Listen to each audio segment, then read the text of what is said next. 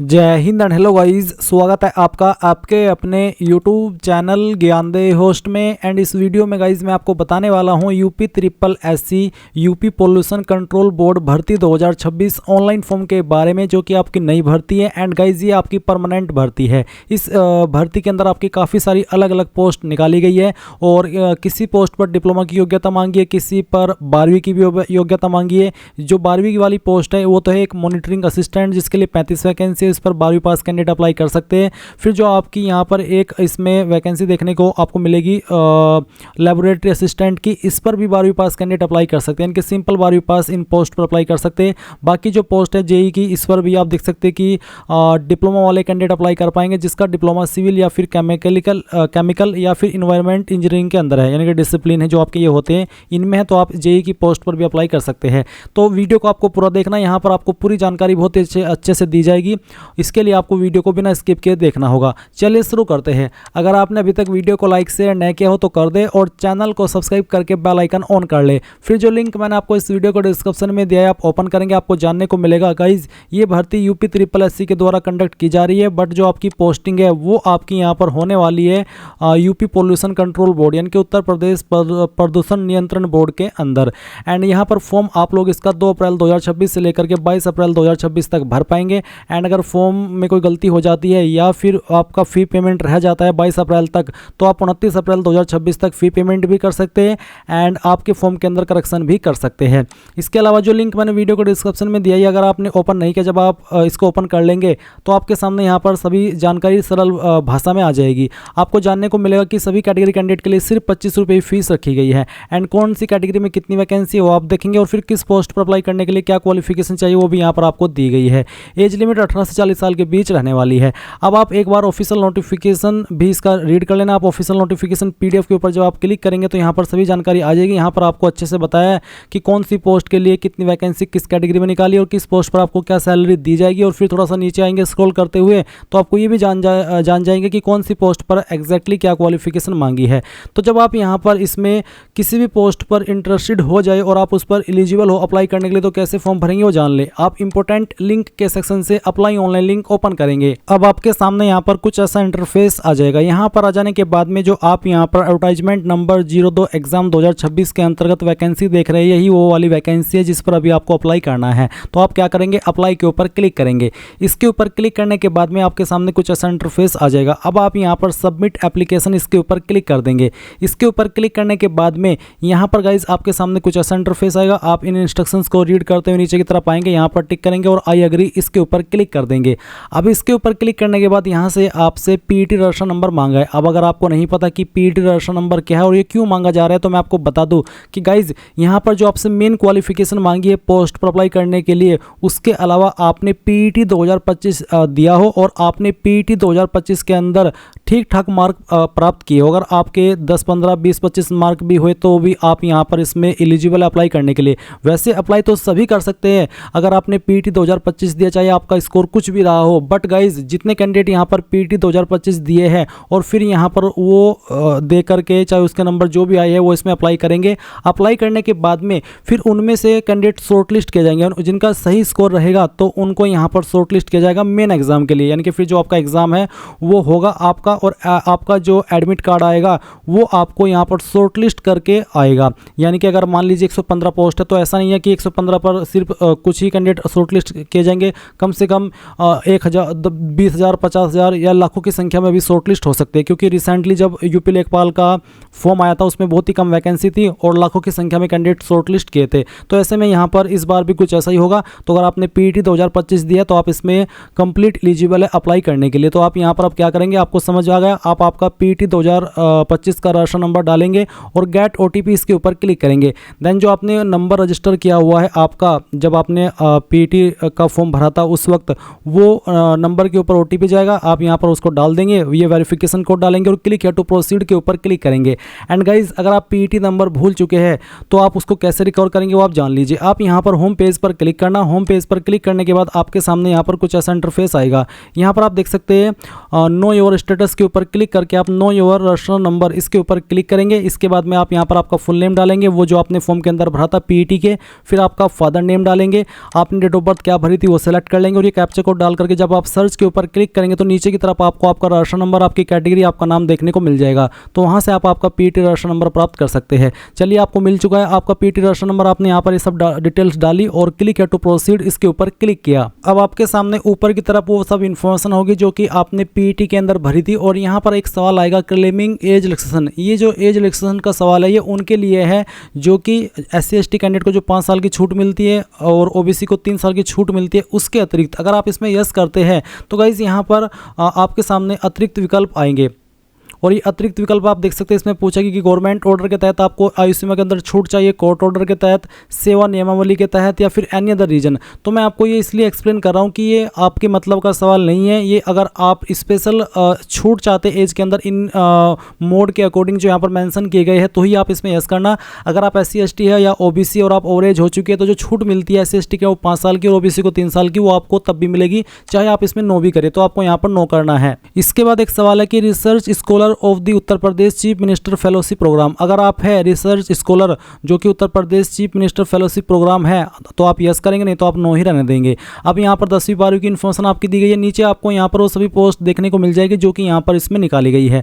अब आपको जिस भी पोस्ट पर अप्लाई करना है उसी पोस्ट को आपको टिक करना है। आप मल्टीपल पोस्ट पर भी अप्लाई कर सकते हैं, जैसे कि यहाँ पर जेई की वैकेंसी जिसमें कि अलग अलग डिसिप्लिन यहाँ पर मेंशन किए गए। अभी मैं यहाँ पर जो आपको अप्लाई करके दिखाने वाला हूँ, मैं यहाँ पर अप्लाई करके दिखाने वाला हूँ आपकी जो मॉनिटरिंग असिस्टेंट की वैकेंसी उसके ऊपर। तो चलिए हम देखते हैं, ये वाली मॉनिटरिंग असिस्टेंट की पोस्ट है। इस पर आप देख सकते हैं सैलरी कितनी मिलेगी, एज लिमिट कितनी, और अप्लाई करने के लिए 12वीं पास की योग्यता आपसे मांगी गई है। तो आप यहाँ पर इसमें यस कर दें कि हाँ मेरे पास ये क्वालिफिकेशन है और उसके बाद में आपको यहाँ पर इसमें 12वीं की इन्फॉर्मेशन देनी है। तो पहले आप बताइए कि आपने 12वीं किस बोर्ड के द्वारा की है, उस बोर्ड का नाम आपको यहाँ पर एंटर कर देना है। आप शॉर्ट फॉर्म में भी लिख सकते हैं आपका बोर्ड का नाम और फुल फॉर्म में भी लिख सकते हैं। किस साल के अंदर आपने आपकी 12वीं पास कर ली थी वो साल आप सिलेक्ट कर लेंगे। फिर आपके नंबर किसके अंदर थे, अगर ग्रेड सिस्टम था तो यस करेंगे, नहीं तो आप नो कर देंगे। इसके बाद गाइज आप यहाँ पर देख सकते हैं certificate, roll number, registration number. आप यहाँ पर या तो आपका 12वीं का रोल नंबर डाल दें या फिर सर्टिफिकेट नंबर, इनमें से कोई भी चीज़ आप यहाँ पर डाल देंगे तो आपको यहाँ पर कोई इशू नहीं होगा। तो आप यहाँ पर डाल दीजिए। फिर आपका सर्टिफिकेट कब इशू हुआ था वो डेट भी आपको यहाँ पर सिलेक्ट कर लेनी है। मैं आपको यहाँ पर सजेस्ट कर रहा हूँ या तो आप आपका रोल नंबर डालें या फिर आपको आपका जो 12वीं का सर्टिफिकेट है वो डाल देना है और उसके बाद में उसी का जो कब वो इशू हुआ था वो डेट आपको सिलेक्ट कर लेनी है।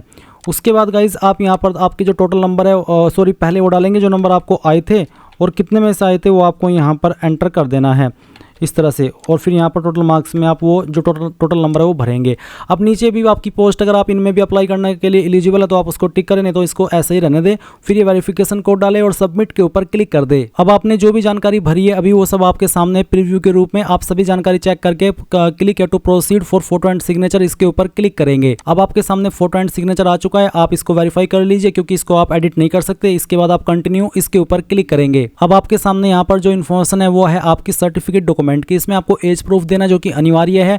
डोमिसाइल सर्टिफिकेट आपका वैकल्पिक यानी कि अगर है तो दे दीजिए, नहीं तो आप इसको खाली छोड़ सकते हैं। और कास्ट सर्टिफिकेट जो कि SC/ST OBC के लिए अनिवार्य है वो आपको देना होगा। तो एज प्रूफ में आपको यहाँ पर क्या देना है, अगर आपका बर्थ सर्टिफिकेट है वो भी आप दे सकते हैं या फिर जो आपका 10th का सर्टिफिकेट है उसकी इन्फॉर्मेशन भी आप दे सकते हैं। तो 10th का सर्टिफिकेट किस अथॉरिटी के द्वारा जारी हुआ है वो आप भरिए। मेरा यूपी बोर्ड के द्वारा है तो मैंने यूपी बोर्ड लिख दिया। उसके बाद में इशू डेट क्या है 10th के सर्टिफिकेट की वो भी आप यहाँ पर सिलेक्ट कर लेंगे। पहले आपका जो भी ईयर है वो सिलेक्ट कर लीजिए, फिर यहाँ से आपका जो मंथ है वो और उसके बाद में डेट इस तरह से। उसके बाद आप देखेंगे सर्टिफिकेट नंबर, तो जो आपका 10th का सर्टिफिकेट नंबर है वो आप यहाँ पर मेंशन कीजिए और अपडेट इसके ऊपर क्लिक कीजिए। और अब आप यहाँ पर अपडेट डाटा इसके ऊपर क्लिक करेंगे। देन गाइज आप देख सकते हैं डॉक्यूमेंट डिटेल्स अपडेटेड सक्सेसफुली और इस तरह से ग्रीन हो चुका है। अब आपको डोमिसाइल की इन्फॉर्मेशन देनी है। तो अगर आपका डोमिसाइल बना हुआ है तो आप उसकी जानकारी कैसे भरेंगे वो जान लीजिए। चलिए मैं आपको अच्छे से एक्सप्लेन करता हूँ कि कैसे आपको देना है। मेरे पास एक कैंडिडेट का यहाँ पर डोमिसाइल है, मैं आपको यहाँ पर वीडियो के अंदर दिखा रहा हूँ अच्छे से एक्सप्लेन करके, ताकि आपको ये जानकारी भरने में कोई भी असुविधा ना हो। तो ये एक डोमिसाइल सर्टिफिकेट है जो कि यूपी के द्वारा ही जारी हुआ है। आप इसमें देख सकते हैं इसको जारी किया है सक्षम अधिकारी के बाद में जिस भी पोस्ट का नाम लिखा है, जैसे कि यहाँ पर लिखा है उप जिलाधिकारी, तो आपको क्या करना है, आपको यहाँ पर उसी का नाम लिखना होगा कि किसने इसको जारी किया है। तो चलिए हम यहाँ पर इसको यही लिख देते हैं। अगर वो हिंदी में लिखा है तो हिंदी में लिख दीजिए, इंग्लिश में लिखा है तो इंग्लिश में लिख दीजिए। फिर कब ये इशू हुआ है तो आप इसमें देखेंगे इशू डेट यहाँ पर जारी दिनांक के सामने आपको देखने को मिल जाएगी। आप यहाँ पर जिस भी डेट में जारी हुआ है वो आप इस तरह से सिलेक्ट कर लेंगे। फिर सर्टिफिकेट नंबर क्या है तो आप देख सकते हैं सकते हैं प्रमाण पत्र क्रमांक के सामने सर्टिफिकेट नंबर लिखा है।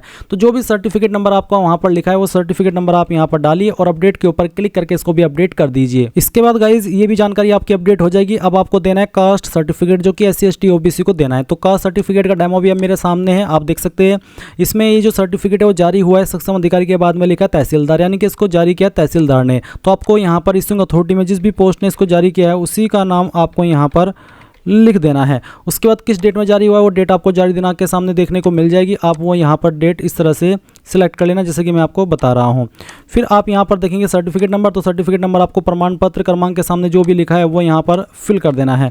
उसके बाद आप यहाँ पर अपडेट के ऊपर क्लिक करके इसको भी अपडेट कर देंगे। अब गाइज ये इन्फॉर्मेशन भी आपके यहाँ पर अपडेट हो चुकी है और आप यहाँ पर देख सकते हैं कि आपने किन किन पोस्ट पर अप्लाई किया है वो आपके सामने है। फिर यहाँ पर आता है अभ्यर्थी द्वारा पदों की अधिमान्यता का क्रम अंकित करने के बाद आवेदन को सबमिट करना अनिवार्य। तो आप यहाँ पर इसको टिक कर दें। इसको टिक करने के बाद में यहाँ पर गाइज आपको आगे बढ़ना है और आगे बढ़ने के बाद आप यहाँ पर देख सकते हैं आपकी पोस्ट आ चुकी है, आपका एड्रेस है और इसके बाद आपको प्रीव्यू डिटेल इसके ऊपर क्लिक करना है। अब अगेन गाइज आपके सामने यहाँ पर आपकी डिटेल्स का प्रीव्यू है। आप I accept the about declaration इसमें यस कर देंगे। फिर जो भी आपके सामने कैप्चा कोड आ रहा है वो कैप्चा कोड आपको यहाँ पर एंटर करना है। चलिए मैं इसको एंटर कर देता हूं और फिर आपको सबमिट करना है और यहाँ से ओके कर देना है। अभी आपके सामने फीस का अमाउंट है, आपको यहाँ पर क्लिक या टू पे इसके ऊपर क्लिक करके यहाँ से ओके करना है। एंड गाइज अब आपको यहाँ पर इसमें पेमेंट गेटवे सेलेक्ट करना होगा जिस माध्यम से आप आपकी फीस जमा करना चाहते हैं। तो मैं यहाँ पर स्टेट बैंक ऑफ इंडिया को सेलेक्ट करता हूँ, यहाँ पर टिक करता हूँ। प्रोसीड फॉर फी डिपोजिशन इसके ऊपर क्लिक करके प्रोसीड कर देना है। प्रोसीड करने के बाद आपके सामने पेमेंट का इंटरफेस आ चुका है। आप इनमें से जिस माध्यम का इस्तेमाल करके फीस जमा करना चाहे कर सकते हैं। अगर आप UPI सेलेक्ट करते हैं तो आपको UPI सेलेक्ट करके पे नाउ उसके ऊपर क्लिक करना है एंड इस QR कोड को स्कैन करके अपनी फीस को जमा कर देना। जैसे ही फीस जमा हो जाएगी तो गाइज आपका फॉर्म फाइनल सबमिट हो जाएगा। एंड गाइज अगर फीस जमा करते समय कोई भी एरर आ जाता है यानी कि फीस अपडेट नहीं हो पाती तो आप यहाँ पर apply online link again open कर लेंगे और इस होम पेज पर आ जाएंगे जहाँ से आपने फॉर्म भरना स्टार्ट किया था। और मैं बताता हूँ कि अगर आपका फीस बीच में रह जाता है यानी कि कट जाता है और अपडेट नहीं होता तो आप उसको दोबारा कैसे कराएंगे या फिर उसको आप डबल मोड वेरिफिकेशन का इस्तेमाल करके अपडेट कराएंगे। तो आप देख सकते हैं ऑनलाइन फॉर्म सबमिशन का सेक्शन है और यहाँ पर update your transaction ID bye double verification mode इसके ऊपर क्लिक करेंगे। इसके ऊपर क्लिक करने के बाद यहाँ पर आपका रजिस्टर नंबर डालेंगे जो कि आपको मिल चुका होगा मैसेज के माध्यम से। फिर डेट ऑफ बर्थ यहाँ पर सेलेक्ट कर लेंगे, आपका जेंडर सेलेक्ट करेंगे और ये वेरिफिकेशन कोड डाल करके जैसे ही प्रोसीड करेंगे तो नीचे आपको यहाँ पर एक डबल वेरिफिकेशन मोड का ऑप्शन देखने को मिलेगा। आप जैसे उसके ऊपर क्लिक करेंगे तो आपकी फीस अपडेट हो जाएगी अगर वो पहली बार में अपने आप अपडेट नहीं हुई थी। इसके अलावा अगर आप प्रिंट नहीं ले पाते तो प्रिंट आपको कैसे लेना है, बीच में कोई एरर आ जाता है तो आप देख सकते हैं यहीं पर आपको ऑप्शन मिल जाएगा प्रिंट डिटेल्ड एप्लीकेशन फॉर्म। आप इसके ऊपर क्लिक करेंगे, यहाँ पर register number, date of birth, gender, are you domicile of UP यानी कि क्या आप यूपी के निवासी है, अगर हाँ तो यस, नहीं तो आप नो करेंगे। उसके बाद ये कैटेगरी आप सिलेक्ट कर लेंगे एंड देन ये वेरिफिकेशन कोड डाल करके जैसे ही प्रोसीड करेंगे तो आप अपने फॉर्म का प्रिंट ले पाएंगे। एंड गाइज अगर आपका फॉर्म बीच में रह जाता है किसी भी माध्यम पर एक स्टेप पूरा होने के बाद तो आप देख सकते हैं रिमेनिंग डिटेल सबमिशन, आप इसके ऊपर क्लिक करके ये डिटेल्स डाल करके आपका बाकी का फॉर्म कंप्लीट कर सकते हैं। एंड गाइज अगर आपकी फीस अपडेट होती ही नहीं यानी कि फीस जमा करते समय कोई एरर आ जाता है और वो आपके अकाउंट से भी नहीं कटी तो आप यहाँ पर एप्लीकेशन फी डिपोजिशन इसके ऊपर क्लिक करके ये डिटेल्स दे करके अपना फी का जो पेमेंट है वो कर सकते हैं। फॉर्म के अंदर कोई गलती हो जाती है और आप उसको सुधार करना चाहते हैं तो आप देख सकते हैं मॉडिफाई सबमिटेड एप्लीकेशन, आप इसके ऊपर क्लिक करेंगे, रजिस्टर नंबर डालेंगे, date of birth, registered mobile number, verification code और क्लिक टू प्रोसीड के ऊपर क्लिक करके आपके नंबर पर OTP जाएगा। जैसे आप OTP वेरिफिकेशन कर देंगे तो आप अपने फॉर्म के अंदर जो गलती हुई है उसको सुधार कर लेंगे। तो इस तरह से गाइज आप लोग UP-SSC UP pollution control board भर्ती 2026 का ऑनलाइन फॉर्म भर पाएंगे। आई होप ये प्रोसेस आपको पसंद आया होगा। So thanks for watching. जय हिंद।